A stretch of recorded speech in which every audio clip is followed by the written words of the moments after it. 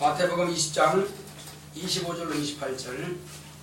예수께서 제 아들을 부르다가 가라사대 이방인의 집권자들이 저희를 임의로 주관하고 그 대인들이 저희에게 권세를 부리는 줄을 너희가 알거니와 너희 중에는 그렇지 아니하니 너희 중에 누구든지 크고자 하는 자는 너희를 섬기는 자가 되고 너희 중에 누구든지 으뜸이 되고자 하는 자는 너희 종이 되어야 하리라.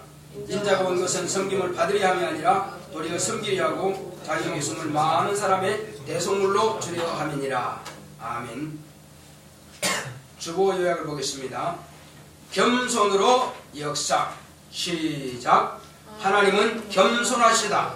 그가 아들을 세상에 보내심은 사람들을 섬기려 하고 목숨을 많은 사람들의 대속물로 주려 하십니다. 사람들이 필요 이상의 재물을 모으는 것은 비교 우위에 있으려 하고 존경을 받고 섬김을 받으려고 합니다. 이것은 사단 곧 마귀의 속성이다. 사단의 전신은 하나님을 섬기던 천사였으나 하나님을 섬기던 자기의 지위를 떠나 하나님과 같이 되려고 타락한 영이 되었다. 사람도 사단의 사주를 받은 뱀의 유혹을 받아 하나님과 같이 되겠다고 하는 사단의 생각을 접수하면서 교만하여 타락하여 멸망에 이르게 되는 것이다. 영생을 원한다면 사단의 유혹과 반대로 가야 한다. 이것이 예수님께서 가르쳐주신 방법이다. 성령으로만이 섬기는 자로 살 수 있다. 마귀의 속성을 가진 옛사람을 물속에 장사 지내고 새사람으로 거듭나야 한다. 물과 성령으로 거듭나지 아니하면 하나님의 나라를 볼 수 없다. 예수님도 성령을 모신 이후부터 비로소 40일간 금식하시고 마귀의 시험을 이기셨다. 모진 핍박도 이기시고 마침내 목숨까지 내어주셨다. 사도들도 성령을 받기 전에는 큰 자가 되려 하고 높은 자리에 차지하려고 시기하고 질투했으나 성령을 모신 후부터 섬기는 자로 목숨을 바쳤다. 성도들의 삶은 말씀에 순종하는 겸손이다. 크고자 하면 많은 사람을 섬겨야 하고 으뜸이 되고자 하면 무사람의 종이 되어야 한다. 내오나 겸손하게 섬기는 종이 되자. 할렐루야. 자, 하나님은 겸손하신 분이십니다. 자, 우리 하나님은 겸손하시다. 세 번 크게 합시다. 시작. 하나님은 겸손하시다. 하나님은 겸손하시다. 하나님은 겸손하시다. 하나님은 천지와 만물을 친히 창조하시는 분이신데 그분이 누구에게 무엇을 겸손할 수가 있겠어요? 그러나 그분의 성품 자체가 겸손하시는 분이십니다. 그러므로 그분이 아들을 보내실 때는 과연 우리 사람들로 하여금 하나님의 아들을 보고 하나님의 성품을 알게 하려 하시는 것입니다. 그러므로 하나님의 아들이 이 땅에 오신 것은 많은 사람들로부터 대접을 받고 섬김을 받으려고 오신 것이 아니라 오히려 당신 자신이 제자들을 섬긴 것처럼 많은 사람들에게 그가 매일 전도하고 매일 가르치고 매일 귀신 쫓고 매일 배고치고 할 때가 얼마나 힘들었겠어요. 하물며 3년 반 동안 그 공생의 기간 동안에 예수님께서 하신 일을 그 책에다가 기록한다면은 이 세상에도 두기에 감당치 못할 줄 아노라 이렇게 기록하고 있습니다. 사도 요한은 그러므로 예수님께서 하신 역사가 얼마나 크냐는 것입니다. 이렇게 예수님께서 하신 일이 무궁무진하고 많다는 것입니다. 그러므로 당신이 이 땅에 계실 때에 얼마나 피곤하게 일하셨는가 하는 것을 우리가 성경을 통해 볼 수 있습니다. 성경에서 예수님이 진짜로 지치도록 일했다고 하는 그 표현이 어디에 나타나고 있어요? 예수님께서 이제 풍랑이 엄청나게 심하게 부는 그 바다를 이제 갈릴리 바다죠. 제자들과 함께 배를 타고 가는데 예수님은 고물에서 지금 주무시고 계십니다. 그리고 풍랑은 배가 뒤집을 정도로 이렇게 파도가 배에 올라서 그냥 물 퍼내도 계속 이게 뒤집어질 정도입니다. 그래서 자기들이 아무리 노력해도 도무지 이거는 감당이 안 된다 이거죠. 그래서 주무시는 예수님을 깨우는 것입니다. 주여 우리가 죽게 된 것을 돌아보지 아니하십니까? 이렇게 원망스럽게 말로 지금 예수님을 깨웁니다. 그런데 예수님께서 뭐라고 하셨어요? 꾸짖으십니다. 너희 믿음이 어디 있느냐? 이렇게 말씀하시는 것입니다. 아니 지금 자기들이 힘써 일해도 안 되고 큰 노력해도 안 되고 지금 배는 뒤집어지고 가라앉으려고 그러는데 그때 주님이 깨웠는데 주님은 뭐 하신다고요? 너희 믿음이 어디 있느냐 이렇게 하신답니다. 그럼 왜 그렇게 말씀하셨을까요? 지금까지 주님이 하신 역사를 가만히 보게 되면은 예수님이 누군 줄 알아야 됩니까? 누군 줄 알아야 돼요? 그냥 사람, 우리와 같은 사람이라고 보면 안 되고, 물론 사람은 사람이죠. 참 사람이죠. 그런데 그런 진실로 하나님이라고 하는 것을 알아야 됩니다. 하나님은 그분이 천지와 만물을 만드셨기 때문에 그분 뜻대로 주관하고 계십니다. 지금도 그분이 주관하고 계세요. 우리에게 생명과 호흡을 주시는 분 바로 하나님이십니다. 그분이 풍랑도 일으킬 수 있고요, 잔잔하게도 할 수 있습니다. 사람의 생명을 거두기도 하시고 다시 죽은 자를 살리게 하시는 분이 바로 그분이십니다. 성경에 그런 역사가 나타나고 있어요, 없어요? 있죠. 그것은 예수님은 생명의 주관자세요. 모든 만물을 경영하시는 경영주란 말입니다. 그런데 바로 그분이 지금 주무시고 계시는 그 배를 풍랑이 침몰시킬 수 있습니까? 그리고 그분이 과연 하나님의 아들이시라면 예수님의 이름으로 명령하면 됩니다. 풍랑아 잠잠하라, 파도야 잠잠하라. 이 배는 하나님이 타고 계신다. 누가 타고 계신다고요? 네, 그거 안 믿어져요? 예수님 누구예요? 하나님이 아니요. 맞아요? 이렇게 용기가 없나? 하나님이면 하나님 맞습니다. 이렇게 좀 담대하게 하세요. 자, 우리는 바로 그 하나님을 모시고 있는 사람이란 말이에요. 제자들은 지금 그 하나님을 같은 배에 모시고 있다 이거요. 그러니 하나님을 모시고 있다면 당연히 예수님의 이름을 명한다. 잠잠하라. 명령하면 잠잠해질 거 아니냐. 주님은 그걸 요구하신 겁니다. 적어도 너희가 나의 제자고 내가 하는 일을 지금까지 보아봤다면은 내 이름을 가지고 하라 이거예요. 사용하라 이거예요. 여러분들 지금 누구 이름으로 기도하는 겁니까? 누구 이름으로 기도하는 거예요?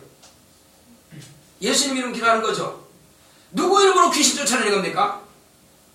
예수님의 이름으로. 누구 이름으로 병을 고칩니까? 예수님의 이름으로. 모든 것을 다 예수 이름으로 통하는 것입니다. 그럼 왜 예수의 이름만 이 일을 감당할 수 있습니까? 왜 예수의 이름으로만 꼭 해야만 됩니까?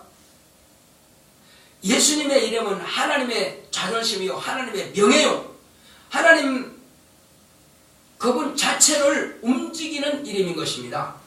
그 이름으로 하는 것을 역사하시는 것입니다. 하나님께서는 지금도 하나님의 이름, 그 이름으로 역사하십니다. 영광도 그 이름으로 받으시고 기도도 그 이름으로 받으신 겁니다. 예배도 그 이름으로 받으시는 겁니다. 그러므로 모든 이적과 피적과 기사도 그 이름으로 하신다 이겁니다. 여러분 기도한다면 방향을 어디로 두고 기도합니까? 동서남북을 향해서 합니까? 하늘 보고 합니까? 땅을 보고 합니까? 어느 방향을 보고 하는 거예요? 저는 내가 이 설교를 한번 한 적이 있습니다. 여러분 기도를 하는데 어느 방향을 두고 기도합니까? 자, 우리는 예수님의 이름을 향해서 하면 되는 것입니다. 어느 방향으로 한다고요? 그러면 동서남북 아래 위가 지금 필요가 있나요 없나요? 없죠. 어떤 사람들은 강단 앞에 십자가 있으면 꼭 십자가 앞에 가서만 주여 하고 합니다. 십자가 없으면 왜 없지? 기도할 방향이 없다 이거지.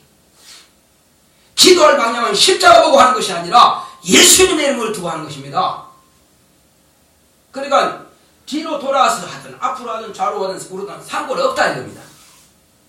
그러면 여러분들이 십자가 없다면은 밖에 나가서 기도하면 어느 방향을 두고 합니까? 문제라 이겁니다. 그래서 십자가를 향해서 기도하는 것이 아니라 예수님의 이름을 보고 하는 기도입니다. 우리 모든 방향은 다 예수 이름으로, 동쪽으로 하든 서쪽으로 하든 남쪽으로 하든 상관이 없습니다. 하늘 보고든 땅을 보든 상관없습니다. 오직 방향은 예수 이름에 있는 것입니다. 예배도 예수 이름에 있는 것이지 어느 동서남북 방향이 아닙니다. 어디로 한다고요? 예배도 예수 이름을 하는 거예요. 그러니까 예수님의 이름으로 맞춰서 예수 이름 앞으로 하면은 하나님 아버지께서 그 예배를 받으시는 것이요. 나무 형태라든지 어떤 모형을 가지고 그 앞에다가 기도한다면은 하나님께서 받지 못하시는 것입니다. 왜? 그건 우상 숭배인 것입니다. 잘 아셔야 돼요. 십자가 형태를, 그거는 형태에 불과한 것이지, 오히려 하나님의 이름을 망가하게 하기 위해서 십자가를 그 형태를 못 박은 것입니다. 하나님의 이름을 갖다가 망가할 수 있도록 하기 위해서. 그래서 그 나무를 망각의 나무라고 하는 것입니다. 우리는 하나님을 기억하고 기념해야 되는 것입니다. 예배라고 하는 것은 하나님을 기억하고 하나님을 기념하기 위해서 예배를 드리는 것입니다. 예배를 왜 드린다고요? 예배를 하나님을 기억하고 기념하는 것입니다. 이 예배를 통해서 하나님의 아들이 나 같은 죄인을 위해서 죽으셨고, 오늘 바로 예수님의 하나님의 아들이 부활하셨다고 하는 것을 우리가 기념하는 것입니다. 이날은 안식 후 첫날, 곧 예수님께서 부활하신 날인 것입니다. 우리는 그날을 모여서 하나님 앞에 감사하고 찬송하고 기뻐하는 것입니다. 그래서 바로 예배라고 하는 것은 하나님께 영광 돌리는 것, 곧 하나님을 칭찬한다는 것과 같은 것입니다. 하나님께 뭐 하는 거라고요? 영광 돌린다. 영광이 뭐 하는 거라고요? 하나님을 칭찬하고 감사한다 이거죠. 아버지, 진실로 아버지는 우리 나 같은 죄인이 지옥 갈 수밖에 없는 나 같은 아주 무리한 죄인을 구원하시기 위해서 아들을 보내셨군요. 진실로 하나님은 사랑이십니다. 하나님은 은혜로우신 분이십니다. 그냥 계속 칭찬하라 이겁니다. 기도할 때마다 주시옵소서 안 해도요, 하나님은 참 이렇습니다. 칭찬만 많이 드려보세요. 그게 감사하는 것입니다. 영광과 존귀와 찬송을 막 드려보세요. 하나님께서 내가 너에게 뭘 줄까? 여러분 낳으신 아버지께 여러분 진짜로 아버지 감사합니다 칭찬 드려본 적 있어요? 별로 없죠. 뭐 아버지가 마땅히 내게 돈을 줘야 되고 양돈을 주셔야 되고 밥을 먹여주셔야 되고 옷을 주셔야 되고 학원비 대줘야 되고 학교를 보내주셔야 되고 마땅히 아버지의 입장에서는 마땅한 것이나 여러분들의 입장에서는 마땅한 것이 아닙니다. 그럼 아버지의 어머니 안 계시는 거 어떡할 건데? 안 계시는 자녀들이 얼마나 많은데, 고아원에서 자라는 아이들이 얼마나 많은데, 어쨌든 그래서 부모님 지금까지 살아계심을 감사합니다. 지금까지 내가 마땅히 버려야 되는데 이거 학교도 보내주시고 이렇게 하면 참으로 감사드립니다. 살아계시지만 떠나버린 사람이 있습니다. 자기도 그냥 떠나버린 사람이 있습니다. 그렇다고 그들이 원망합니까? 원망해도 무슨 소용이겠어요? 그러므로 여러분들은 부모님이 함께 계시고 여러분들을 위해서 이렇게 해준 것에 대해서 진심으로 마음으로 감사하고, 때로는 어떤 때가 되면은 감사하는 그 입이 될 수 있어야 됩니다. 그건 당연한 것은 부모 입장에서 당연한 것이지 여러분 입장에서는 당연한 것이 아니고 진실로 감사해야 됩니다. 부모님께 감사할 줄 모르는 사람이 눈에 보이지 않는 하나님 앞에 감사할 수 있느냐 이겁니다. 그건 가짜입니다. 진실로 여러분들을 가르쳐주는 스님한테 진실한 마음을 가지고 감사합니다고 해본 적 있습니까? 물론 스님이 여러분이 감사합니다 했겠죠.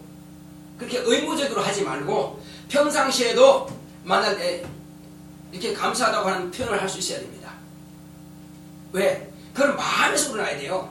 어쩔 수 없이 그냥 때가 되니까 하는 것이 아니라 마음에서 여러분들을 가르치시는 그런 스님께, 우리 보니까 수연이라고 우리 다른 학생들은 이미 다른 학교로 간 선생님들을 찾아뵙고 잘 하더라고요.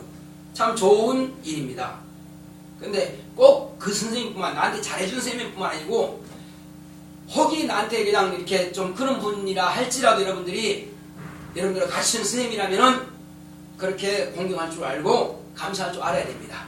이것이 마땅한 배우는 자의 도리인 것입니다. 그러므로 선생님이든지 부모님이든지 아니면 또 여러분들을 작은 도움을 주는 그런 분이 할지라도 여러분들은 진정으로 감사할 줄 알고, 그리고 입으로 표현하는 것은 칭찬하는 것입니다. 그분을 기쁘시게 드린 거예요. 마땅할 것이라 할지라도 여러분들이 그런 마음을 가지고 있다는 것 자체를 기뻐하는 것입니다. 오히려요, 학교도 안 다니는 유치원 아이들은 참 부모님한테 잘합니다. 엄마 고마워. 엄마가 주셔서 참 맛있게 잘 먹어요. 참 잘해요. 그런데 나이가 들수록 그거 참 안 됩니다. 그거 왜 그럴까요? 뭔가 나도 할 수 있다고 하는 그런 것 때문에 그런 것입니다. 그렇지 않습니다. 그래서 하늘나라는 누구와 같지 않으면 하늘을 못 간다고요? 이른 어린아이 같지 않으면 하늘을 못 간다는 겁니다. 왜? 어린아이들에게는 말을 가르치면 그대로 하나님 말씀을 받아들입니다. 아, 하나님이 계시고, 그리고 예수님이 너를 위해서 피를 지고 그대로 믿어요. 그리고 그대로 믿고 또 그대로 순종합니다. 하나님이 있는 줄도 압니다. 그런데 사람들은, 어른들은 또 계산해 봐야 돼. 이게 진짜 그럴까? 아, 눈이 안 보이는데 만질 수 없는데? 그렇게 생각합니다. 그게 아닙니다. 우리는 진실로 하나님께서 우리와 함께 하시다고 하는 것을 늘 감사할 수 있는 그런 마음을 가져야만 되는 것입니다. 그래서 예수님께서 이 땅에 오셨을 때 당신이 만드신 하늘, 당신이 만드신 땅, 당신이 만드신 세상, 이 모든 인류, 그리고 이 땅에 오셨습니다. 그럼에도 아버지 앞에 진정으로 감사하셨어요. 뭘 할 때는 항상 아버지 앞에 뭐 하셨어요? 살해하시고 감사하시고 오병이의 역사를 나타낼 때도 또 죽은 자를 살릴 때도 하나님 앞에 아버지 앞에 살해하고 감사했습니다. 왜 그럴까요?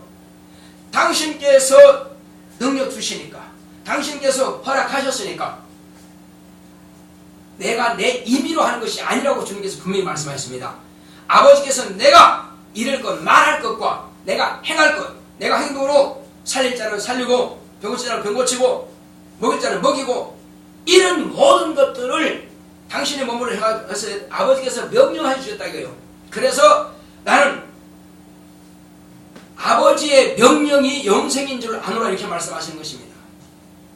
그렇습니다. 예수님께서는 자의로 내가 가서 뭘 해보겠다 해서 오신 것이 아니라 아버지의 명령을 가지고 오셔서 그 명령대로 죽으시기도 하고 부활하시기도 하고 우리 인간을 위해서 채찍에 맞으시기도 하고 다 그렇게 하신 겁니다. 이것이 아버지의 뜻이에요. 그러므로 항상 아버지께 기도하고 아버지 앞에 감사하는 것입니다. 자, 그와 같이 제자들도 예수님께서 계실 그 당시에 그들은 성령 받지 못했습니다. 그들은 어떤 모습이었어요? 아마 우리가 성령 받기 전의 모습과 똑같습니다. 서로 네가 크냐 내가 크냐 도토리 키재기 하는 것입니다.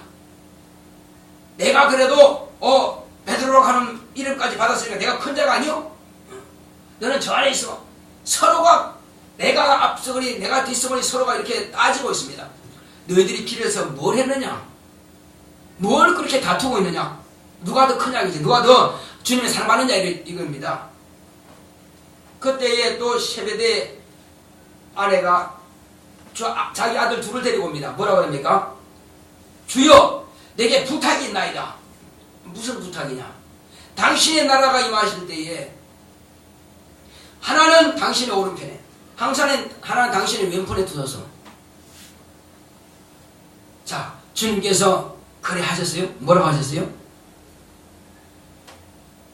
너희가 내가 마시는 자를 마실 수 있겠느냐? 물으십니다.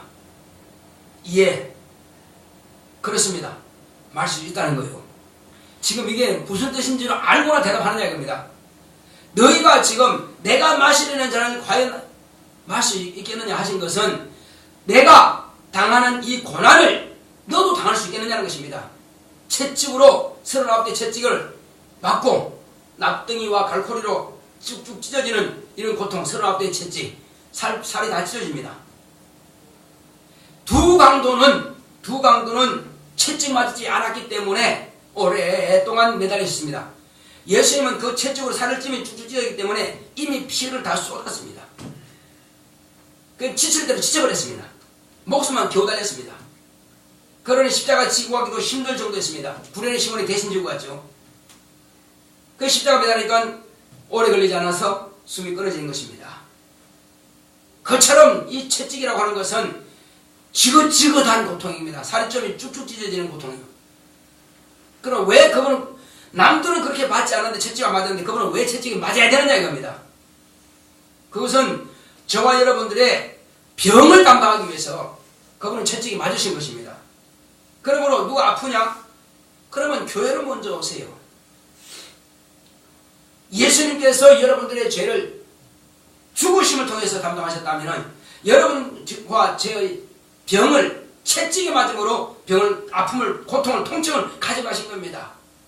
그러므로 그 사실을 믿기만 한다면 여러분들이 고침받습니다.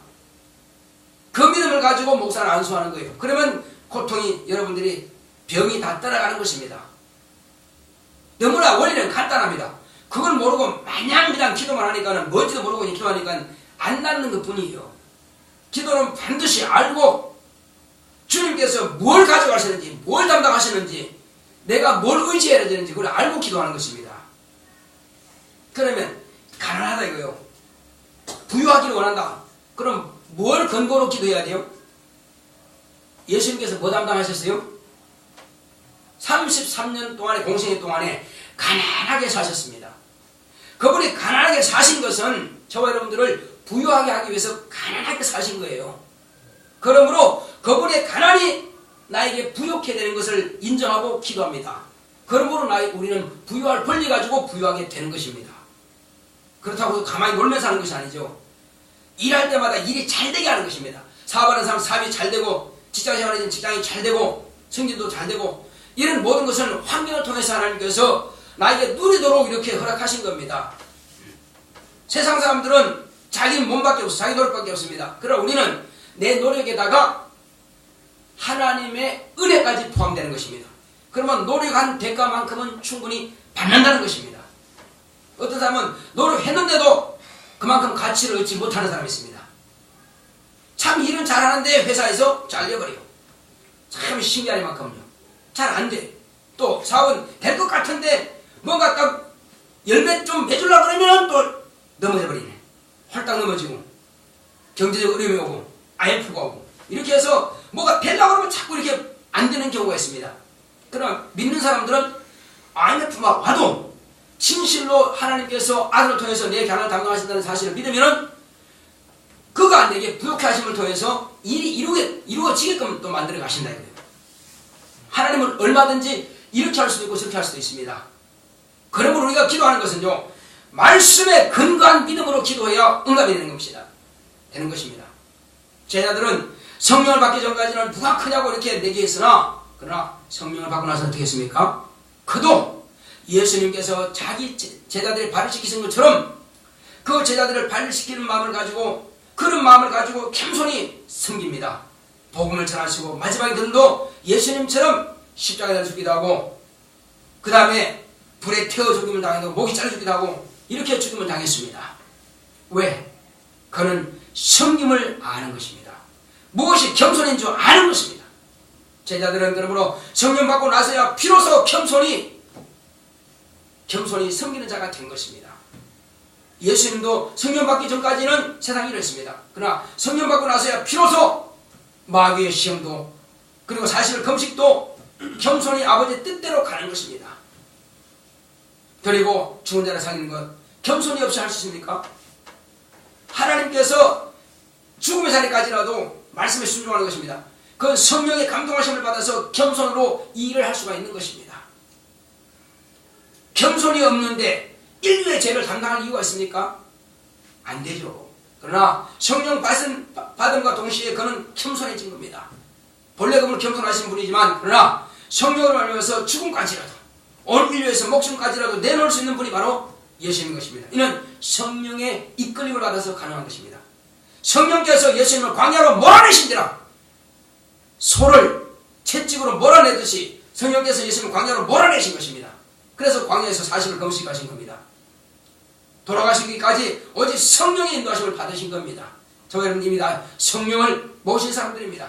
성령의 사람이요 성도들인 것입니다. 그러므로 저와 여러분들도 마찬가지로 이제 우리가 진실로 큰 자가 되겠다 한다면 어떻게 하라고 했어요? 큰 자가 되기를 원한다면 숨기는 자가 되라. 또 어떤 사람요? 또 어떤 사람이 돼야 되죠? 이제 모든 사람들 앞에서 자기를 나타내고자 하느냐? 아니. 자, 얘기해보자. 내가 모든 사람 앞에서 으뜸이 되기를 원한다. 그럼 뭐 하라고 그랬어요? 으뜸이 되기를 원하면 종이 되라는 것입니다. 원리는 간단해요. 우리는 종이 되고 섬기면 하늘에서 큰 자가 되고, 그리고 으뜸이 될 수가 있습니다. 그러므로 이 땅에서 뭘 누리려고 하지 마셔야 됩니다. 그리고 우리가 과연 종처럼 섬기는 사람이 되고 종이 된다면 많은 사람들에게 우리를 칭찬하고 또 우리가 일이 되도록 그들 우리를 도울 것입니다. 원리는 간단해요. 다른 사람들은 남을 착취하고 남의 것을 빼앗고 지배하려고 하는 그런 생각 가지고 있지만 오직 우리 믿는 사람들은 남에게 베풀어주고 칭찬해주고 남을 높여주고 한다 이거요. 그러니 그 사람을 누가 싫어하겠냐 이거요. 바보 취급하는 사람이 아닙니다. 자, 개그맨들 노래 참 많이 해서 똑똑한 사람이 개그맨 할 수 있습니다. 남들이 다 좋아하죠. 왜 좋아합니까? 자기보단 부족한 것 같은데 자기를 대신해서 만족해준다 이거요. 조금 부족한 것 같으니까 그들을 좋아한다 이 사람들이. 그러니까 그 사람들 인기는 올라가는 겁니다. 반대로 자기를 막 쳐서 낮추면 낮출수록 오히려 사람들은 그 사람들을 높여줍니다. 다 인기 있죠. 그런 겁니다. 세상은 그런 거예요. 그래서 우리는 남들 앞에서 내가 누군데 하지 말고 진실로 아주 고개를 굽신하면서 인사하시기 바랍니다. 그게 큰 복이에요. 남들 앞에서 진실로 그는 나중에 되면은 대접받는 사람이 되는 것입니다. 성경이 뭐라고 했습니까?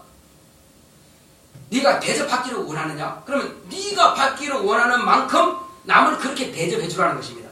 그러면 다른 사람들이 너를 그렇게 대접해 준다는 것입니다. 내가 먼저 하지 않고 내가 먼저 받고 그거는 안 된다는 것입니다. 그거는 항상 안 될 사람으로 밀려날 것입니다. 그러나 내가 먼저 항상 대접을 먼저 한다면 여기 교회 왔을 때 여러분들이 항상 먼저 한번 인사해 보세요.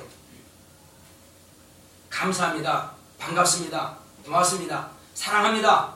존경합니다. 축복합니다. 얼마든지 인사했습니다.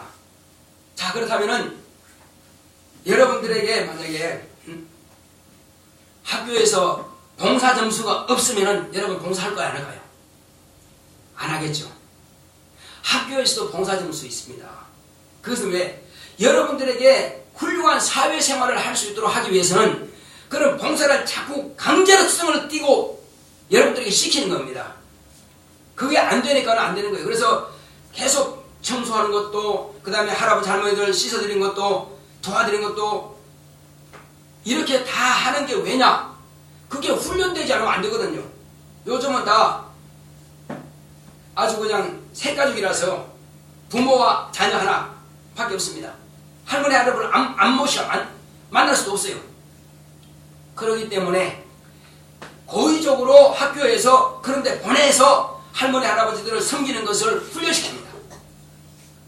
왜? 적어도 인간의 도리가 뭔지를 경험할 수 있도록 위해서 학교에서는 강제로 그럼 가르치는 거예요. 강제성을 띠고 의무적으로 말이에요. 그렇다면 우리가 그러면 교회에서는 어떻게 할까요? 교회에서는 진실로 겸손함 자면 주님 앞에 쓰임받는 사람이 될 것입니다. 그럼 뭐가 겸손하냐? 교회에서 뭘 하는 게 겸손한 걸까요? 어떻게 하는 게 겸손해요? 목사님 예를 들어서 이것 좀 할 수 있겠습니까? 좀 못해요. 난 지식 없어 못해요. 그게 겸손한 걸까요? 그거는 교만한 겁니다. 못해요 하는 것은 교만한 사람이 하는 것이고, 저는 정말 할 줄 모르지만은 말씀 따라 순종해서 하겠습니다. 이건 겸손한 사람이 하는 거예요. 지금 목사님 여러분들에게 제시하는 것은 뭐라고 그랬어요? 서로 칭찬거리 한번 찾아보자. 칭찬해보자. 인사하자는 겁니다. 이거 엄청나게 힘드는 일이 아닙니다. 조금만 내가 생각하고 조금만 내가 상대방에 대해서 관심을 갖게 된다면 할 수 있는 것입니다. 이것도 안 되는데 뭘 하겠어요? 이것도 안 되는데. 그래서 이것부터 제대로 해보자는 것입니다. 그래서 앞으로 내가 엄청나게 큰일을 한다 그거 생각하지 마시고 기본부터 인사부터 철저히 할 줄 안다면 그 사람 훌륭한 사람이 될 것입니다. 칭찬 잘하는 사람 훌륭한 사람이 될 것입니다. 자, 삼성 같은 데 가면 뭐 훈련시킵니까? 대기업 들어가면 뭐 훈련시켜요? 처음에 딱 신입사원 들어가면은 뭐 훈련시킬까요? 수연아, 대기업 들어가면 뭐 훈련시킬까? 백화점 같은 데 가면 뭐 훈련시켜? 예. 제일 먼저 인사해요. 자, 군대 가면 제일 먼저 시키는 게 뭘까? 자세. 뭐부터 시키죠? 자세요. 기본 자세. 차렷, 열중, 쉬어. 차렷, 쉬어. 편히 쉬어. 또 쉬어도 여러 가지예요. 자, 이처럼 그 단계를 넣습니다. 그 다음에 걷는 모습도요, 절도가 있어야 됩니다. 이 모든 것은 기본부터 이제 인간으로서 출발하는 거거든요.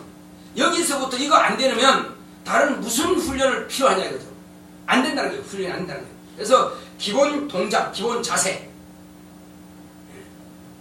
그래서 연속 동작하기 전에 무슨 동작이 필요해요? 구분 동작이 필요하죠. 그래서 이것도 절도 어떻게 하는가 차례차례 다 나와 있어요. 그래서 절하는 방법이라든지 다 나와 있습니다. 경련도 여러 가지가 있습니다. 군대 가면 총을 들고 경련하는 것과 칼을 가지고 검을 가지고 경련하는 것과 또 모자 쓰고 경련하는 것과 벗고 경련하는 것, 여러 가지 모양이 다 있습니다. 이것은 기본을 말하는 거예요.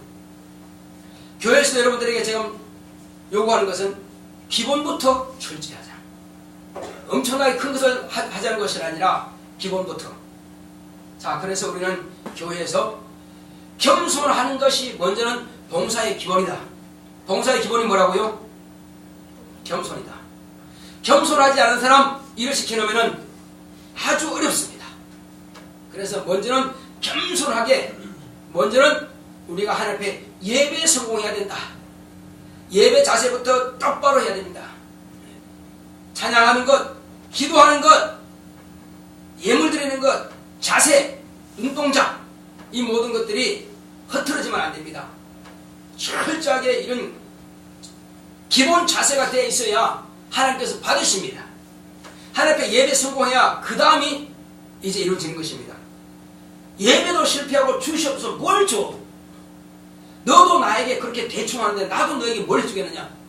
먼저는 우리가 하나님 앞에 내 자신이 먼저 드려야 된다 이겁니다. 뭘 드려요? 기본을 드려야 돼. 기본. 그래서 하나님 앞에 찬송도 감사하는 것이요, 기도도 감사 먼저 기도하는 거예요. 예물도 감사해서 하는 거예요. 그걸 감사가 빠져버리면 아무것도 안 돼요. 감사는 기본이 뭡니까? 칭찬인 것입니다. 감사라고 하는 것은 하나님을 칭찬하고 예수님께 칭찬하고 다 칭찬을 들어가는 거예요. 그래서 예수님께 감사하는 것은 아버지께 감사하는 것 같은 거예요. 예수님으로 기도하는 것은 아버지께 기도하는 것이고, 모든 것은 다 예수님을 한다 이거예요. 그건 아버지께 하는 거죠.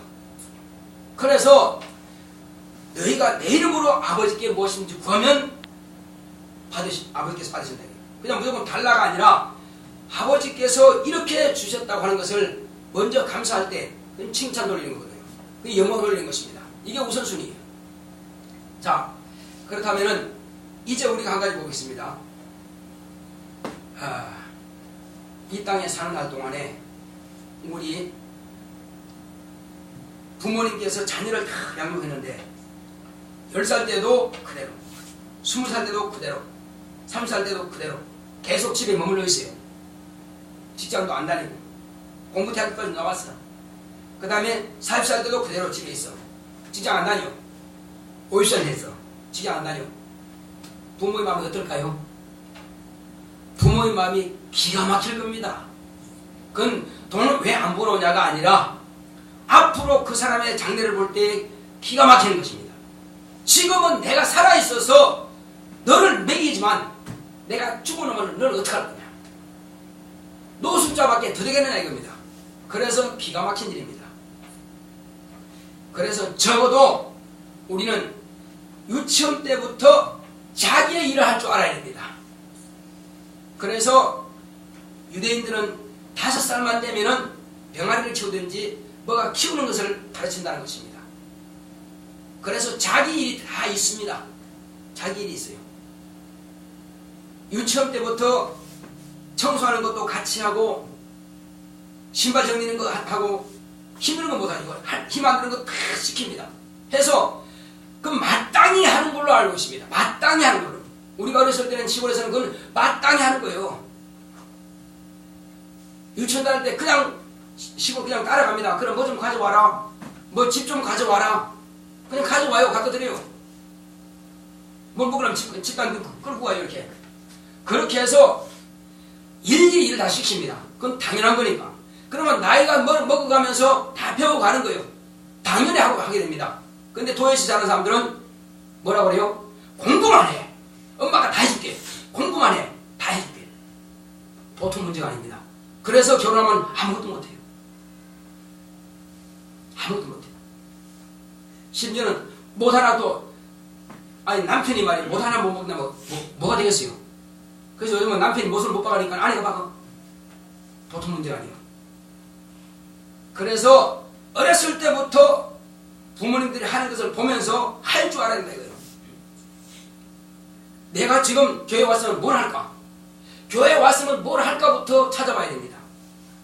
그냥 왔다 갔다 그냥 앉았다 그냥 가는 것이 아니고 그건 방청석에서 방청하고 그냥 가는 게 그게 아니라 우리는 예배를 예배답게 드리고 교회 왔으면 내가 뭘 할까 찾아봐야 됩니다. 그렇게 해서 기본적으로 기본이 돼야 돼요. 흐트러진 거 있으면 치워야 되고 의자가 삐뚤어졌으면 바로 하고 아무 생각 없이 그냥 왔다 그냥 가는 것이 아니에요. 그래서 이렇게 될 때에 학교 가서도 내가 할 수 있고요. 사회생활도 가능합니다. 그런데 집에서도 안 하고 교회에서도 안 가르치면 누가 가르치냐 이거죠. 그래서 기본은 철저하게 할 수 있어야 합니다. 그리고 형제들이 많은지만 그래도 할 수 있습니다. 왜? 그게 정리가 안 되면 안 되기 때문에 위에 언니로부터 시작해서 동생까지 다 일을 체계도 할 수 있습니다. 그러나 그게 안 되면 문제가 되죠. 그래서 형제들이 많은지만 그나마도 훈련이 되어 있어요. 그러나 한 명 아니면 두 명 있는 가정들은 참 훈련이 잘 안 됩니다. 보통 문제가 아니에요. 자, 우리 이 시간 기도할 때 내가 먼저 예배 성공하기 위해서는 죄를 자백하는 것과 또 내가 먼저 주님 앞에 봉사하는 것과 내가 먼저 진심으로 나와 함께 예배하는 성도들을 또 형제들을 또 우리 학교 친구들을 존경하고 칭찬하는 것과 이 모든 것들이 겸손한 사람이 할 수 있다 이거예요. 겸손하지 않으면 못합니다. 그래서 칭찬 안 되는 것, 인사가 안 되는 것, 겸손하지 않아서 안 되는 것입니다. 겸손한 사람은 할 수 있습니다. 남을 나보다 정말 낮게 여기고 저분이 나의 주인이라고 한다면 그게 왜 안 되냐 이겁니다. 종이기 때문에 할 수 있는 것입니다. 근데 내가 주인되려고 하니까 그게 안 되는 거예요. 이 시간 우리는 주여 내가 앞으로 섬기는 자가 되고 종이 되겠습니다. 그러기 위해서 내가 먼저 말로만 할 것이 아니라 마음으로만 할 것이 아니라 실천해서 인사 먼저 하고 내가 먼저 섬기겠사오니 내가 먼저 봉사하겠사오니 주의 내 마음 편치 말게 하시고 다음 주부터는 그렇게 내가 만들어져 갈 수 있도록 다 같이 가십니다.